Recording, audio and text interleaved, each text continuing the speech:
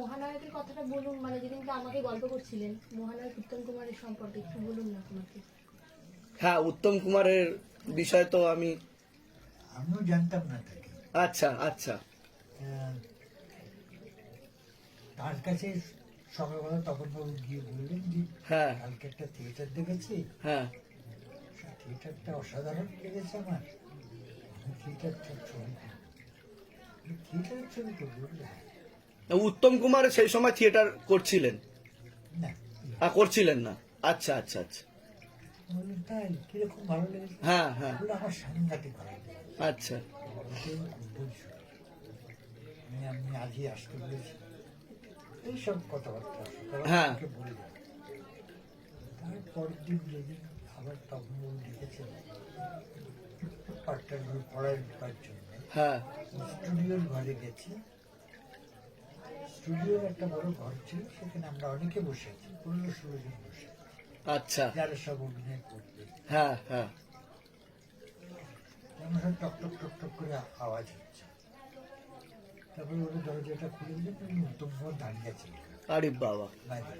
আচ্ছা। সবাই উত্তম বললেন যে সবাই এসেছেন? হ্যাঁ। তখন বাবু বললেন যে হ্যাঁ এসেছে। তখন আপনার বয়স কেমন হবে? আমার বয়স 40-40। বাহ বাহ। আচ্ছা। বলছে যে উনি কি এসেছেন? হ্যাঁ। খুঁজে বার করো। হ্যাঁ তোমার দরজা দিয়ে ভেতরে হ্যাঁ। দরজার বাইরে দাঁড়িয়ে আবার আমি পেয়েছি। হুম। বলছি উত্তম তোমার কি চোখ কিরকম বললে? উত্তম কিছু বললেন, আসলেন, এগিয়ে এলেন, আমার হাতটা ধরলেন, চলে গেলেন। বাহ। আনফর্চুনেটলি হ্যাঁ। উনি তো করতে পারলেন না ছবিটা, মূল করার কথা ছিল। হুম হুম হুম। কোন ছবির কথা বলছেন এটা আপনি? এটা কি বেরিয়েছে ছবিটা? এই তো হ্যাঁ, কোন? বাঞ্ছারামের বাগান। বাঞ্ছারামের বাগান, যেটা। আচ্ছা আচ্ছা। সেটাই করলো হচ্ছে দীপঙ্কর করলো। হ্যাঁ হ্যাঁ তার একটা আলাদা ছোট্ট গল্প আছে, হ্যাঁ হ্যাঁ হ্যাঁ। সেই গল্পটা হচ্ছে উত্তমবাবু করতে পারলেন না। আচ্ছা। হ্যাঁ, সেটা আর এখন কি আপনি কোনো ফিল্ম বা কোনো কিছু করছেন বা সেরকম? না, থিয়েটার করছে। থিয়েটার করছে। অফার কি এমনি মাঝে মধ্যে আসছে? হ্যাঁ আসে। অফার তো আসবেই, কিন্তু সেগুলোর প্রতি আপনি অতটা অগ্রসর হচ্ছেন না। যাক, ভালো। খুব আপনাদের এখানে এসে খুব ভালো লাগলো। ভালো থাকবেন, সুস্থ থাকবেন। আর আপনার থেকে আরো সমৃদ্ধ হতে চাই, সেটা থিয়েটার জগৎ হোক আর সিনেমা চলচ্চিত্র জগতই হোক না কেন। আর শিবধামের কাজও যাতে ভালোভাবে এগিয়ে যেতে পারে, সেটাও আপনি শুভকামনা করে যাবেন। উনি খুব উচ্চ স্তরের গুণী শিল্পী। ঠিক আছে।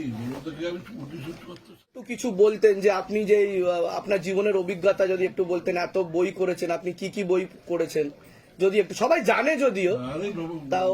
দাদাকে বড় থেকে চিনি না, ভারতবর্ষ। একটু যদি বলেন আপনার জীবনের অভিজ্ঞতাগুলো যদি ওনাকে একটু বলেন, কিভাবে শুরু করেছিলেন। এমন কিছু বিস্ময়কর নয়, যা স্বাভাবিক অভিজ্ঞতা দেখে। কিন্তু আপনার অভিনয় দেখে তো মানুষ মানে প্রায় অন্তত মানুষ মানে আমার সংস্পর্শে যারা যারা আছেন, এবং বিশেষ করে আমি তো খুব অবাকই হয়েছি, আপনার থেকে অনেক কিছু শিখেছি এবং সামনের দিনে এগিয়ে চলার প্রেরণা পর্যন্ত পেয়েছি। আপনাকে অনেক ধন্যবাদ।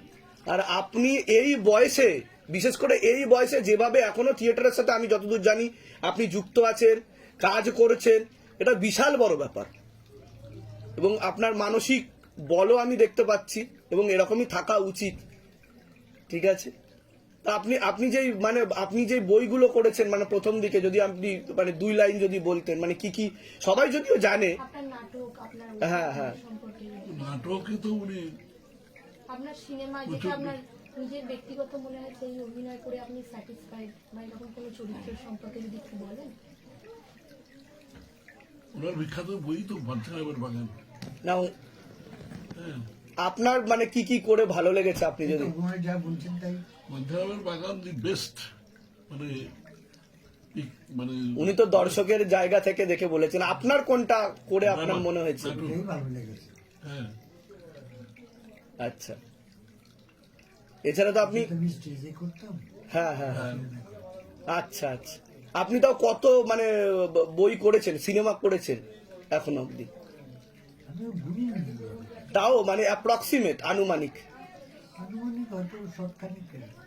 আচ্ছা, আর তার মধ্যে মানে আপনার কার সাথে কাজ করে ভালো লেগেছে, মানে পরিচালকের কথা বলছি, সবাই ভালো গুণী শিল্পী, কিন্তু তার মধ্যে কার সাথে আপনার মনে হয়েছে যে ওই জন্য একজনের সাথেই কাজ করেছিলাম বেশি, তার সঙ্গে উনি আমাকে প্রথম নিয়ে গিয়েছিলেন, তপন সিনহা। তপন সিনহা? আচ্ছা, তপন সিনহার কোন বইটা মানে বিশেষ করে আপনাকে এখনো আপনি ওর সব স্মৃতিতে আমারই বই, যা উনি করেছেন। যা করেছিলেন, তার মধ্যে কি বিশেষ কোনো বইয়ের কথা আপনার মনে? যেটা বললেন বাঞ্ছারামের বাড়ি। বাঞ্ছারামের বাবা।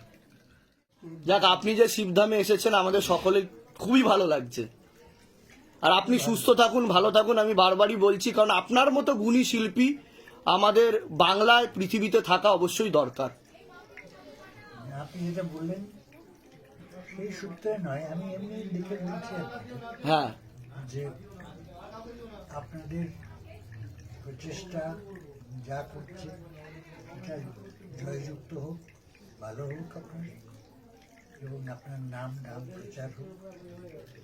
আমি বাবার নাম প্রচার করতে নেমেছি, ঠিক আছে, মহাদেব শিবশম্ভুর। সেইটাই। বাস, মানুষের কৃপা হোক, মানুষ ভালো থাকুক, এইটুকুই কাম্য।